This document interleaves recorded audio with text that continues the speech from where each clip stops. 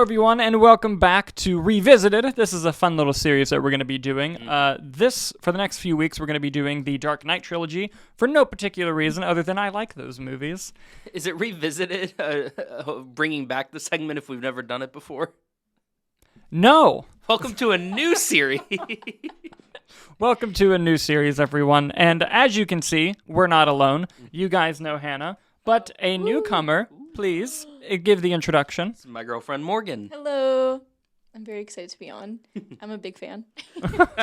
We love Morgan here. Yes, we do. Yes, we do. So I want to dive right into this. We literally just came upstairs from watching Batman Begins. Mm-hmm. I watch this movie once every few years. When was the last time you saw it? When did The Dark Knight Rises come out? 2012. The night before that. Fair. I was supposed to go. I was not into comic book movies at the time.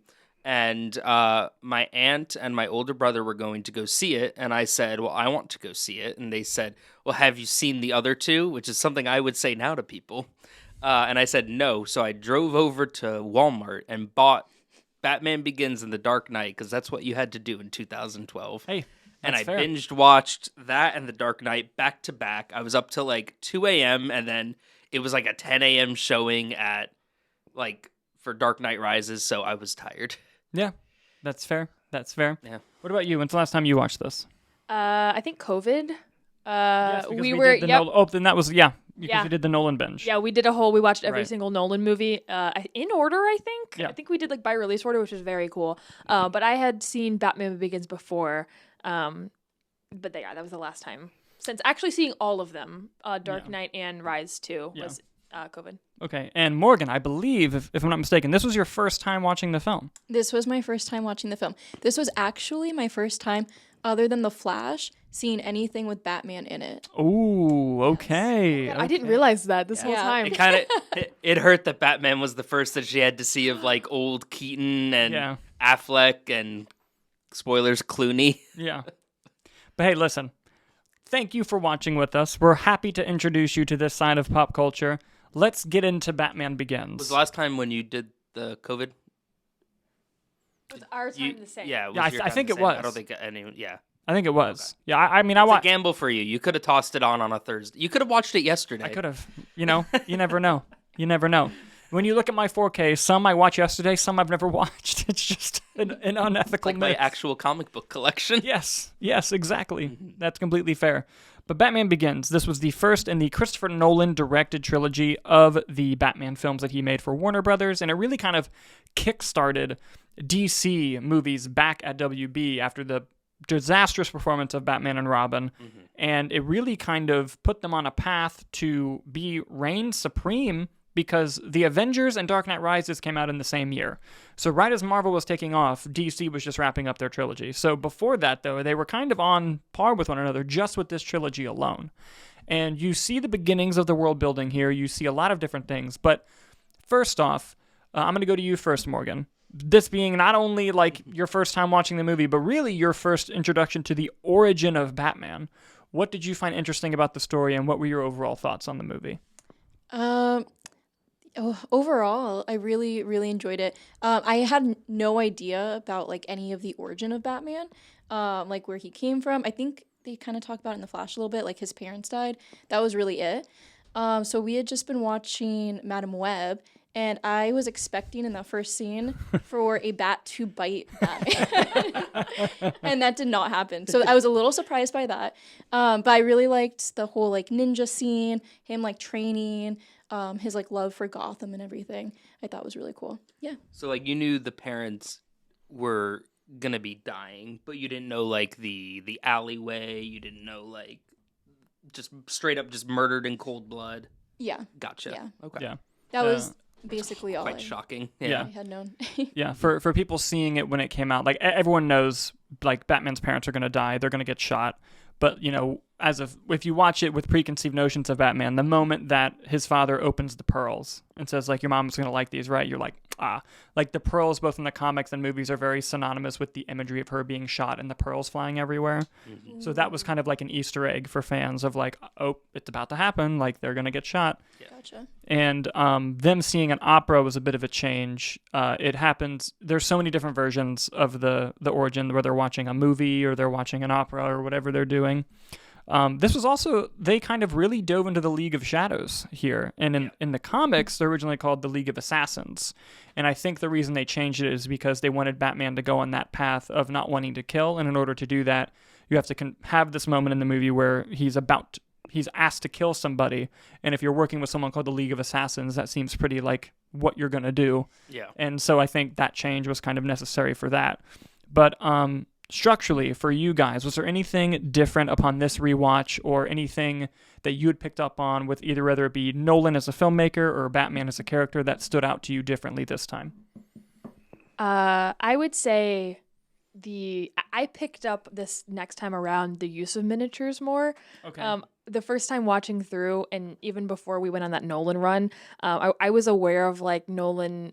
I remember the whole Tenet thing coming out where he did the whole like the real plane crash for that. Mm-hmm. So like I knew that he didn't like CGI. And previous times watching through it, it didn't even occur to me that these were like miniatures. I was just like, oh wow, that's a cool train scene, or oh cool, that's the Batmobile. But watching it through this time, I guess, having that previous knowledge and watching the rest of his films and just understanding filmmaking in general better, I think. While watching it, I was like, wait, is that a miniature? And so I was proud of myself for not only recognizing it, but like appreciating it, I guess. So through the lens of more critiquing the filmmaking, mm-hmm. that was something I picked up on, which was cool. Nice. Thanks. What about you?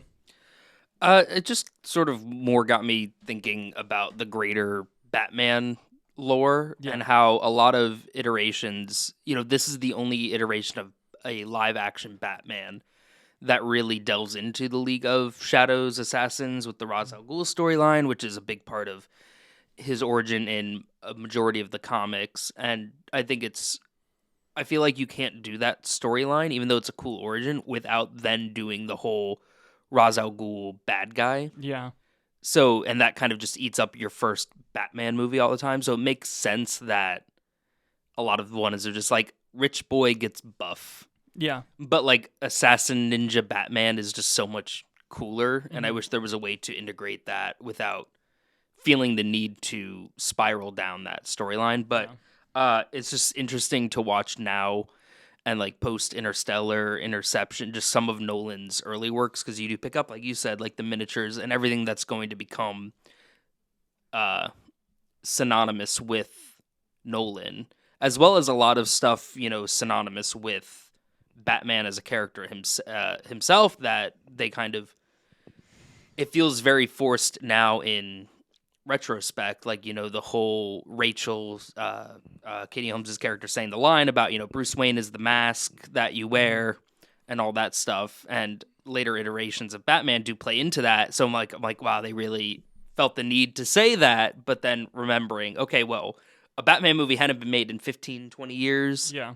And no one really knew much about it then. And comic book movies at the time were at a very dense state of holy rusted metal Batman. So now they don't have to jump to that. Yeah, and something that I picked up on is Nolan and Company, David Goyer, his brother, I don't remember if his brother did this script or just Dark Knight, but they try really hard to take the concept of Batman and say, what if this took place in the real world? Mm-hmm. And The Dark Knight, I think, nails that. I think that's the perfect encapsulation of that, but they start that here.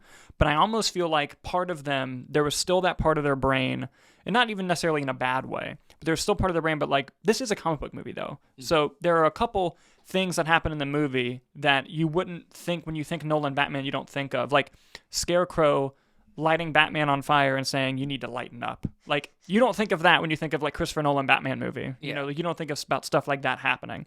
But they still felt like we should do some of that. Like it's like a comic book movie, but you can see like the big overtime work that was being put in, mostly to just the world building. Like it felt like a real place, like where they lived. And to me, the biggest plus of this movie is establishing the relationships of Batman.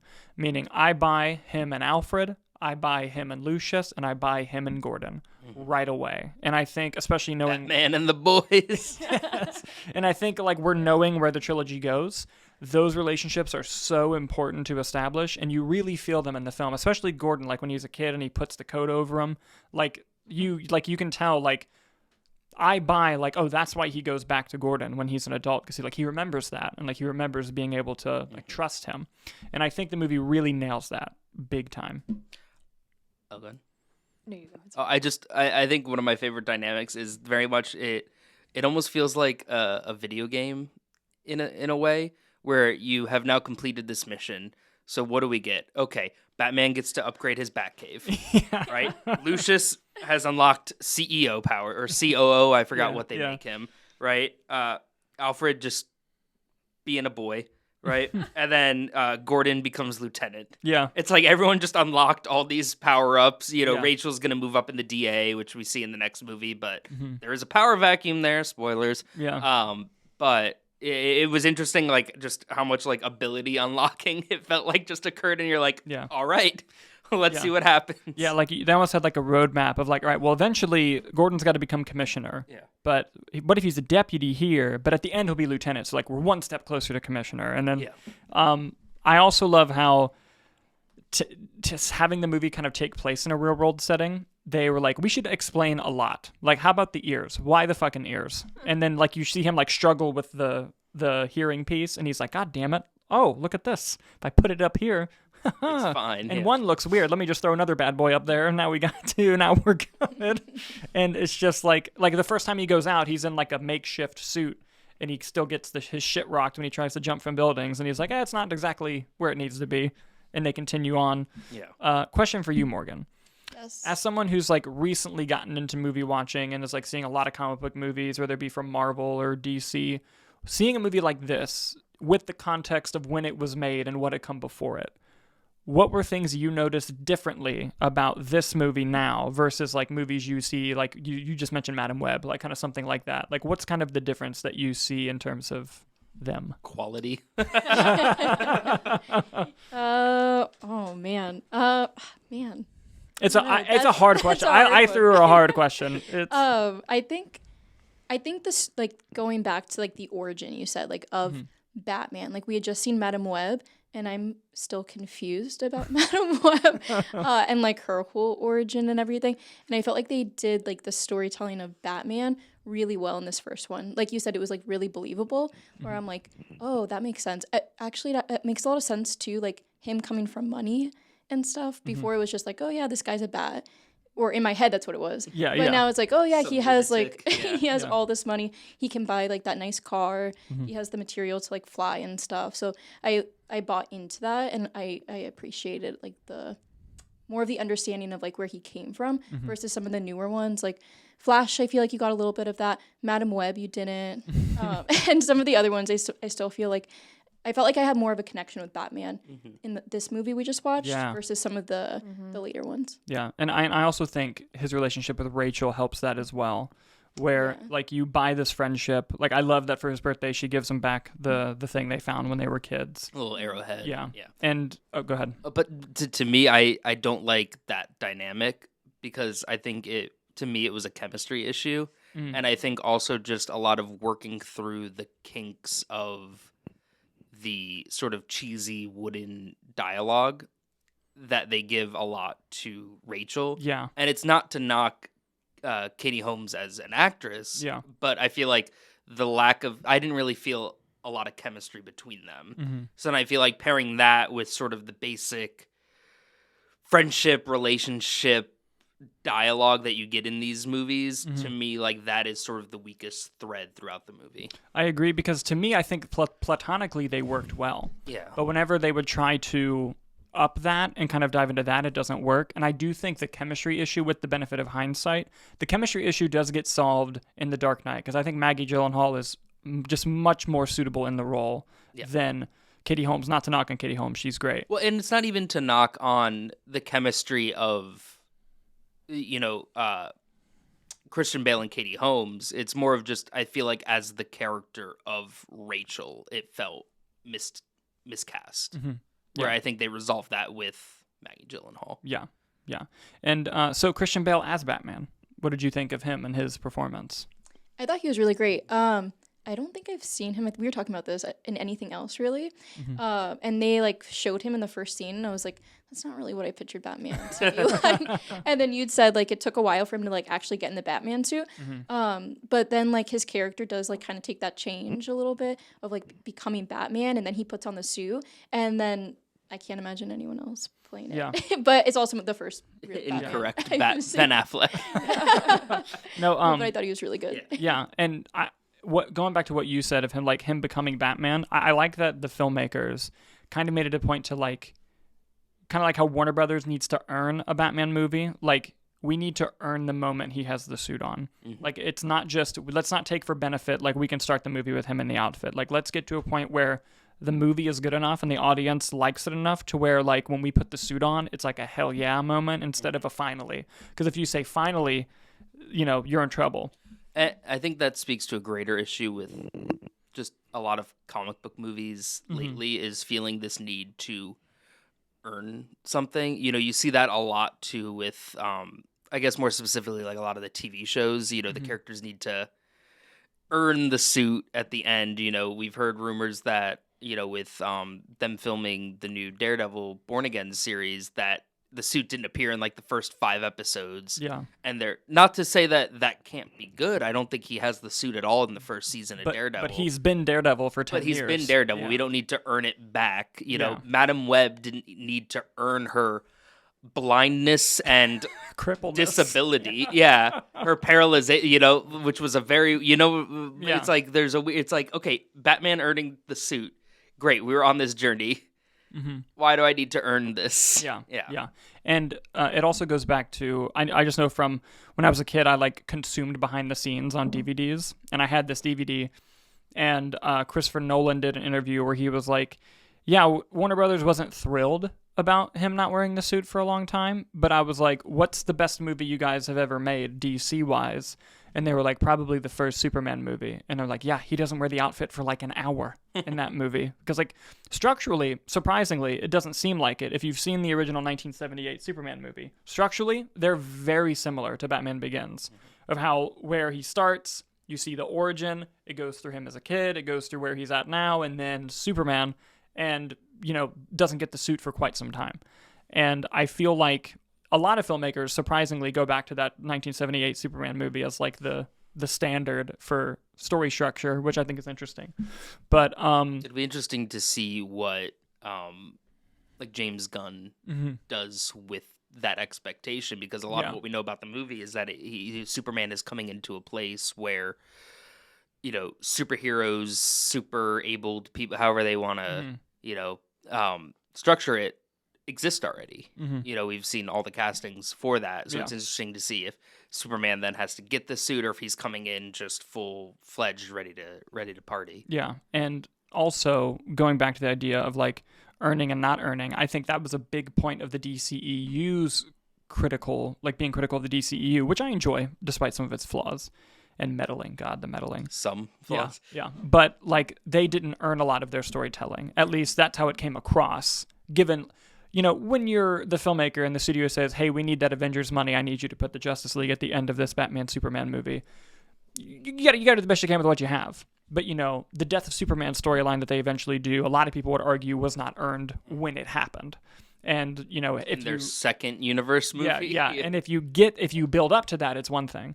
And I like the fact that the movie took its time to tell its story, and it kind of took you on this journey as an audience. And by the way, the cinematography in this movie is stunning, and it actually got nominated for Best Cinematography at the Oscars, which I wanted to point out. But The Batman didn't. But so did Batman Forever. Yep. Really? Batman Forever got 3 Oscar nominations, one of them for cinematography. Yes. And somehow The Batman didn't. Yeah. And even Roger Deakins on his podcast was like, The Batman was the best looking movie that year. which I find hysterical. Who did the Batman? Greg Fraser. He does Dune and Dune 2. Oh, that man's coming up there. Yeah. Oh, yeah. Did the Batman with Robert Pattinson get score nomination? I don't think it did. No, and it should have. I Didn't it quite just get like. makeup? Yeah, I think so. I quite like Michael Giacchino. Yeah. Yeah. Here, I'll look it up Yeah. while you guys go on. What did you guys think of the overall action of it? Because I feel like a lot of emphasis in recent stuff has really gone into the time for hand-to-hand combat, especially in, like the later Batman movies. Like, even if you look at The Dark Knight Rises, they kind of try to do a little bit better with it.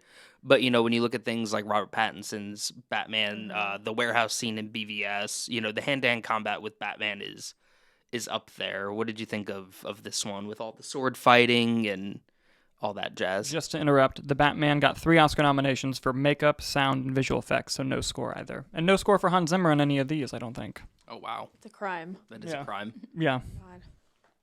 God. But going back to your question about the fighting and stuff, I thought the sword fighting was cool. I thought all of the large scale, the train and the Batmobile and some of those larger scale scenes were cool. I will say that the hand-to-hand, besides the League of Shadows at the beginning, personally, I don't remember it standing out to me. My biggest takeaway from the film was the, the story and the dialogue. When I think of really cool action for Batman, I'm thinking of, Affleck and really Pattinson. I thought he did incredible with, the action and the choreography and stuff. Doesn't mean this was bad, but it's not its strongest suit. I'm not taking away talking about the action in the hand-to-hand, but I don't think it needed it. I don't know. It relied on everything else, and it didn't need to have, showy... it's a good film. It's not a good... Well, it's not an action film. What I'm saying is it's good in general, lots of other things. It's not relying on that. Yeah. And I think that was almost refreshing. Yeah, and I think, because action means a lot, it doesn't just mean hand-to-hand combat. No, yeah, Because to me, hand-to-hand combat, the scenes in this film are horrible. I love this film. The hand-to-hand combat scenes are terrible. Yeah. Nolan famously doesn't use second units. So he did not utilize that option to have a stunt team film those scenes. Does it use second units? No. So I also... he's the guy in the class that did all the work, and it's story... Today I will be playing every part. Yeah. And it's a one-man show. Yeah, but also going to what you said, it's insane that they made a Batman film that utilizes storytelling in such a good way that you don't walk away going oh, this action scene, that you don't think that. You just think wow, what a great movie that was. You don't think about it, but with the right second unit team, that sword fight with Batman and Ra's al Ghul on the giant crashing train, that to me could have been just, I don't want to say scaled up, but just that much better. Yeah, because the film has, the emotional stakes were there, but the physical manifestation of those stakes were not utilized. And I think that to that point, I don't think Christopher Nolan, he's my favorite filmmaker of all time, for context. I don't think he's had good hand-to-hand combat until Tenet. I think where he utilizes action is in chase sequences and shootouts. Brilliant. And you see a lot of those in The Dark Knight. They're full of shootouts and chase sequences. Yeah, they are. But yeah, I think hand-to-hand was the weak point of this movie. I was going to say the standout for me for all the action scenes was the car chase. So that makes sense with that. Yeah. I do want to talk about the villains. Also, I'm kind of looking at them just because I don't want to talk side into the... Oh, you're... I don't think it'll pick He's up ignoring you, Yeah, obviously. I don't want you to think I'm not engaging you. I don't want to talk good. sideways because it's not going to pick up, right? Yeah, you're good. Okay. Liam Neeson as Ra's al Ghul. You haven't seen it, a Batman movie, so I expect you not to know the whole Ra's al Ghul story. Did that twist of the reveal of Liam Neeson actually being Ra's al Ghul work? For me? Yeah. Yes and no. Yeah, I was a little confused at first. I was like, wait. He actually is. But then I also couldn't get behind. I was like, oh, man, if he had just let him slide off the cliff. He really wouldn't have been killing him. You, almost broke my arm during that. They started sliding, and she was, gripping my... like the city was like destroyed. People Yeah. probably died, so like how much good was he really doing by like saving a life, Yeah. But yeah. But I did like the twist. Yeah, Okay. I thought it was good. And what about Scarecrow? Do we like Scarecrow? Yes, what are we our love thoughts? Okay, Scarecrow we like here. Cillian. We We- like Cillian Murphy, but do we like Scarecrow? I like Scarecrow. Okay. I've always liked Yeah. him as a villain. I wouldn't say he's my favorite DC villain necessarily, but I've liked all the iterations of him, I think. Who would you say is your favorite DC villain? Other than the Joker. We could circle back. It doesn't have to be an interpretation that's even been adapted to, like, or if you want to name a specific, like, you can come out and just say the Clayface on the Harley Quinn show, like Honestly, that's an answer. But like, I mean, the first thing that popped in my head was Poison Ivy, but that's like classic. But I just love her as a person, and the character as a whole. yeah, Okay, I'd I say. dig it. But let me. That was just like I'm You going can off stew of on it. like. Yeah. Sorry. So no. Scarecrow, we do like. I like Scarecrow. I like that he's a like a red herring in this film where you're like, oh, the big bad, whatever, and then it ends up, being Ra's al Ghul. I remember the first time watching it forever ago. He was on like all the marketing, I think, like Scarecrow and this and that in the trailer. So using him as like this. He's a pawn for Ra's al Ghul. I thought that was cool. Maybe you guys disagree with me. Maybe I'm biased because I like Cillian Murphy. I think that's probably it. But I like him, and I like that his character appears in all three and just comes back as like a nod. So maybe he's not the best like villain because he didn't really do anything. But I think I just like him as a character. Okay. Yeah, I agree with you. My whole thing with Scarecrow is I think Cillian Murphy eats up every second he's on screen. Like serving. He owns it. I think his best scene is the one when he has poisoned Rachel. Yeah. And he's doing the whole like Batman is here. Yeah. Like that whole I was like, yeah. Yeah. I love his scene where he poisons Falcone when he realizes like, oh, this guy's going to be an issue for me. And he's like, have you seen my mask? And he does that whole thing. But what I like about the storytelling with the villains is how, having seen the movie, it has a through line that you can kind of follow all the way through, where he does the hallucinogenic drugs with the League of Shadows. And then when it gets to Scarecrow and he hits Batman, he tells Alfred, he's like, this has happened to me before, but this one feels a little bit different. It feels more concentrated, which kind of lays the groundwork for like Ra's al Ghul is behind this. Yeah. And you hear Scarecrow say like, to Falcone, like, who I'm working for, he's not going to like this, which kind of sets up the casual viewer to be like, oh, who is it going to be? And, knowing the story and seeing the through line, of course it's Ra's al Ghul, because he even mentions, like, we're going to go to Gotham in the beginning of the movie. He's like, we're going to go and, See, I totally forgot about that connection. So to me, like, when he's doing that, I thought that it was a lot of just Caine making a facade of somebody, and then that was the reveal, was that Caine is evil, like he is the guy he keeps referencing. But then as I'm like, oh yeah, he was working with him. Did you like Scarecrow? I did. I like Scarecrow a lot. Yeah. I also forgot about the Ra's al Ghul character because I was so wrapped up in like, oh, he's becoming Batman, his story, this and that, and then I forgot. But I like Scarecrow a lot. He was like a good villain. That's what and going back to your point, the through line, it does do a good job of establishing that in the background very subtly, but at sometimes I think almost like too subtle for its own good.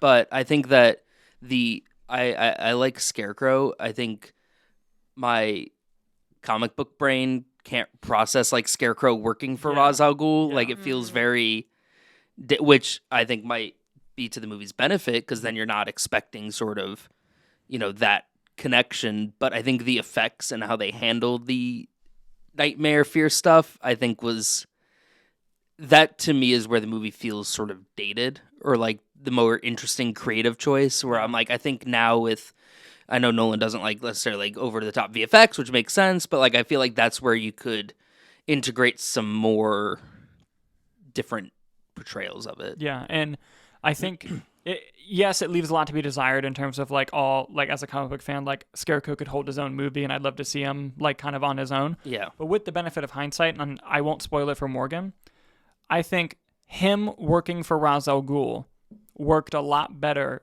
than another villain working for another character later in the series. That is if you correct. catch my drift. I Yes. think this works a lot better than that example. Yes. But you'll see. The Joker. That's the only one I know. The Joker is working for the bigger Joker. There's always bigger fish. Yes. But yeah, and something else too. The whole story beat of the train leading to the heart of the city, I thought was a good one. Of it kind of Bruce with his dad being like, yeah, we built this and it goes right there, and that's kind of the heart of Gotham. It's the heart of everything. And then quickly realizing like, oh, they're gonna put it on the goddamn train and like take it there. Yeah. And I will say the introduction of the microwave emitter from just a Wayne exec going, hey, we fucking lost one of those. Like, and then like explaining what it is like halfway through the movie is a bit odd, and that's a bit weird. And the only filmmaking aspect that kind of disappoints me, going to your story of it was a bit too subtle. I disagree with that except for this point, and that is when Batman's interrogating Scarecrow, and he says, "Who are you working for?" And Scarecrow says, "Ra's al Ghul." The movie doesn't take a moment to like realize he just said that. Like it doesn't like cut to close up on Batman where he's like, how, like he just says Ra's al Ghul, and Batman goes, "Nope, killed him. That's not him." Like, and it just goes on, and it's like I feel like had the movie taken a second to like pause where he says that, and like you just like they sit in it for a minute of like, but that doesn't make sense though. Like how? Yeah. So who's Ra's al Ghul? Yeah. I feel like that was kind of the point where it could have. But then I think you also run the risk of like converging that story too quickly. Yeah. And, so they kind of wanted it to like, oh, quick, move on. And I think that's kind of what happened there. I think that would have helped me. I think that would have, because I had kind of forgotten, and I'm not too familiar with the comics, and I think that moment I would have been like, oh, yeah. Okay, I remember. Yeah. And I also forgot the fake Ra's al Ghul in the beginning is played by the guy who's in The Creator and Inception and Godzilla. Cool. What's his name? Hold on. I'm going to look up his name. But like, and I'll show you a picture of him too, because he looked pretty unrecognizable. But when I saw him, I was like, oh, it's that guy. I kept waiting for Ben Mendelsohn to show up, and then I remembered he's in the third one. That's right. Also, you know who else is in the third one? And like one of their first roles is a very young Glenn Powell. What? He plays one of the Wall Street guys that Bane beats That up. checks out. Really? Which one has... This guy, Ken Watanabe, plays fake Ra's al Ghul. He, correct me if I'm wrong, he was the police chief in Detective Pikachu. Let me find out. He was, in fact, the police lieutenant in Detective Pikachu. Very good. He gets a Snubble as his partner. Great job. I know this isn't what this episode's about, but Detective Pikachu's great. Why did we never get a sequel to that? It didn't make enough. Here's the thing about Batman Begins. I definitely enjoyed it a lot more than I remember it. The Dark Knight being the one after this. It is insane. Like comparing the two movies, that's not a knock on this movie. It's just I think to speak to your what you were kind of telling us before, just the whole storyline of Nolan's career up until this point.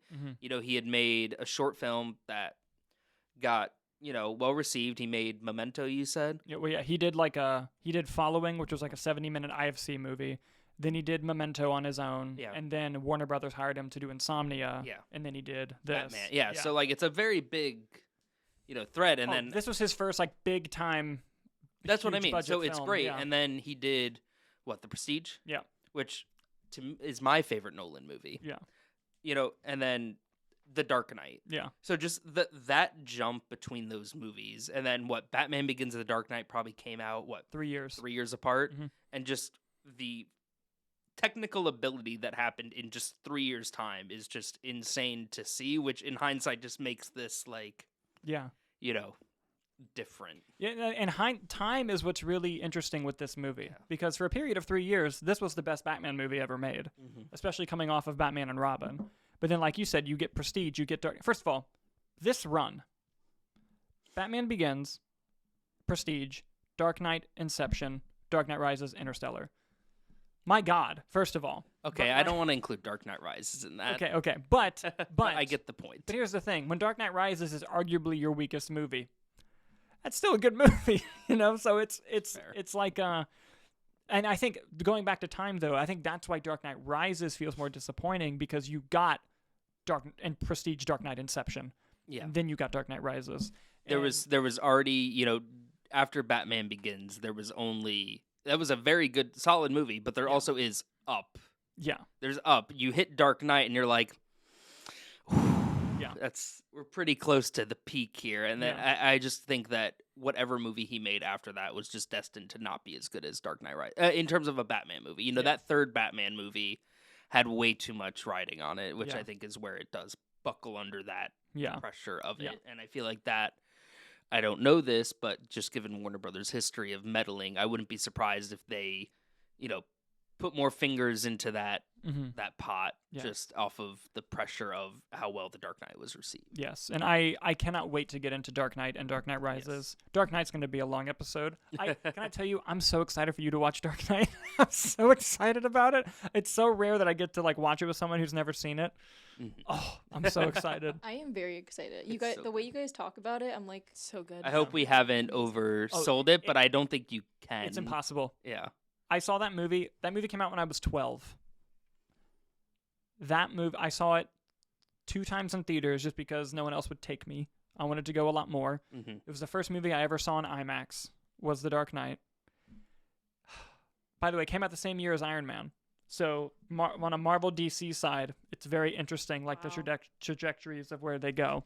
That's really interesting because in this movie, I felt like it was a little Iron Man-y. Like he was making the suit, and I was like, oh, it's like when Iron Man's making his suit, and he was spray painting it. Yeah. That's fun. And cathedrals everywhere for those with the eyes to see. Yeah.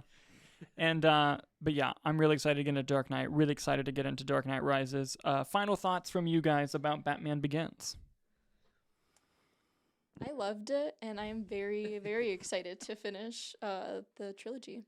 I also liked it. Every time I watch it again, I feel like I watch it and then I go, there's a lot of exposition and it takes forever for him to get on the suit and, whatever. And then I watch it again and I go, man, but it's so good. Like right after, recency bias, you're like, oh, but it's so worth it. So I liked it. And then I feel like in a week from now, and that's the problem, the Dark Knight problem that right now I'm riding on the high. And then next week I'm going to go, it's nothing compared to Dark Knight. Yeah. Dark Knight. But overall, I liked it. I think it set up the rest of the Batman. I feel like it's so setting up for all future superhero movies. I feel like it did so much more, not just for DC, but for Marvel the next too. wave. Exactly. Yeah. You were saying, I was gonna say it earlier and then it passed, but how 78 or 79 Superman, 78, how that became a example for future film comic book films. I feel like this is a modern day one of that. Yeah. Similar to first X-Men when it comes to comic book movies. But proving that a comic book movie can be a good film with comic elements inspired. I feel like future, not only movies and shows and whatever, it's a modern day classic, I think, when it comes to comics. And it started off Dark Knight, I think. Sorry, I'm on a roll. No, good. I think Dark Knight. Go. So much to say. I think Dark Knight is the best of the best, but I don't know if we would have Dark Knight if we didn't have Batman Begins to set up the world. It laid the groundwork for everything. So when you get to Dark Knight and Rises, you don't even have to worry about the character of Batman. He is set. That's what I took away from it, because I feel like every time I watch it again, like I just said, that you're like, oh, it takes forever, the exposition, it's so long, nothing happens for a while. Not, things happen, but it really does. It lays the groundwork for the trilogy and then just comic book movies for that era on. So overall, great stuff. And I'm sorry, I know we're doing final thoughts, but she just reminded me. X-Men, a lot of people point to the first X-Men movie as the move, the reason the whole comic book thing started was because of that X-Men movie. Charles Roven, the producer of this Batman trilogy, said that the reason why Christopher Nolan's take was accepted was because when he watched X-Men, that movie opens with the Holocaust in a comic book movie.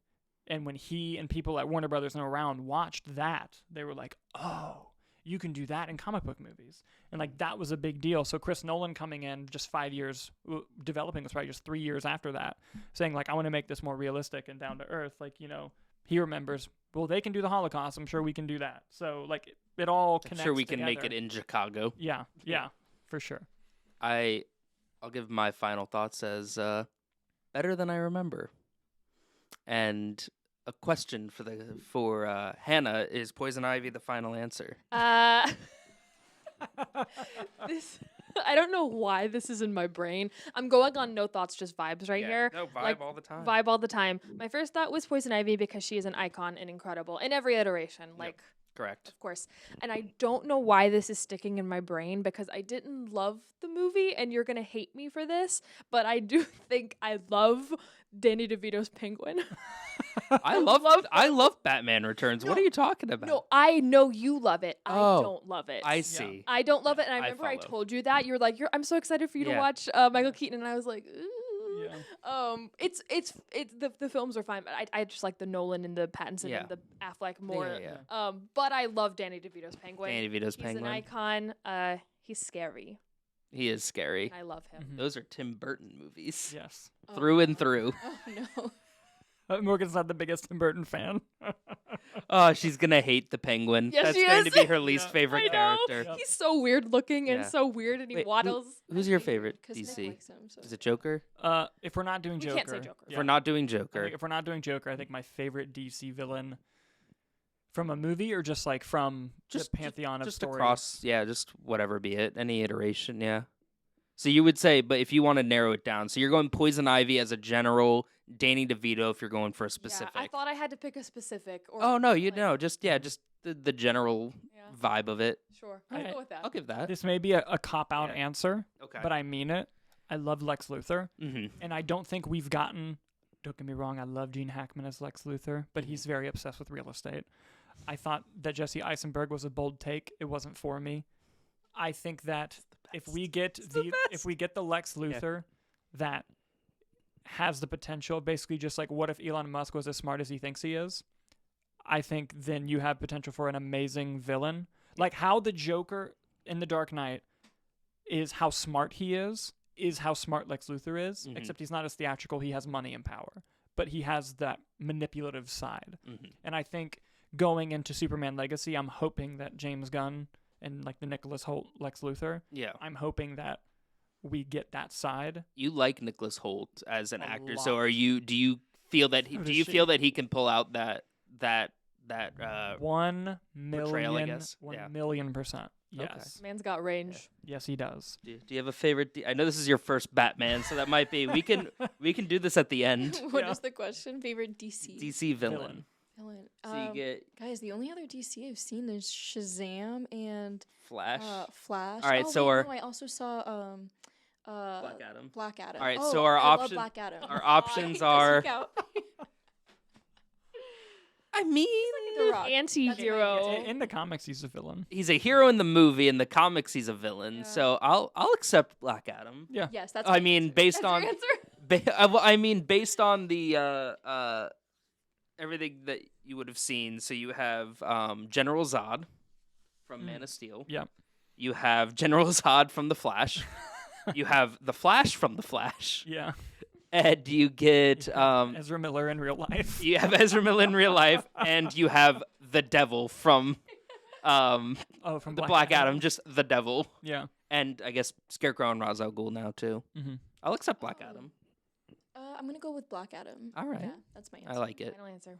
Mostly because The Rock, but Yeah. That's fine. Guys, and Jungle Cruise wasn't a part of this. next week, Morgan gets to see the Heath Ledger Joker performance for the first time. She gets to see The Dark Knight for the first time. And, like, I know we briefly talked about implications of what Batman did for the industry. That section's going to be so much more after The Dark Knight. but yes, I'm so excited. Thank you guys for doing this. I thought this was fun. Of course. I thought this was a lot of fun. 100%. What? Say it. You didn't do your favorite villain. Oh, Riddler. Oh, well, duh. Hands down. I didn't want to exclude. I think I've talked about that ad nauseum on the show, though, but I've never thought to ask Dalton or anyone else here. It's fair. I Yeah. just assumed it was Riddler for everybody.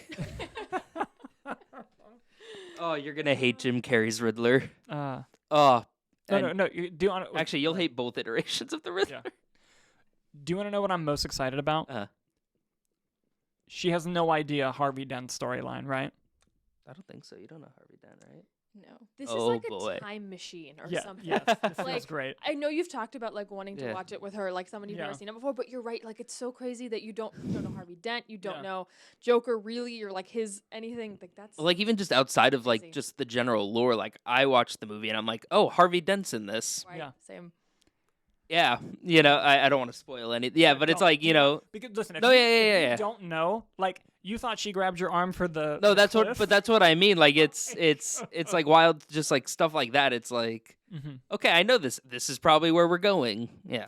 Thank you guys so much for watching this. I can't wait to do The Dark Knight and The Dark Knight Rises. If you like Revisited, if you like this series that we're doing, please comment. We will gladly do more of them. Thank you guys so much for watching, and we will see you on the next one.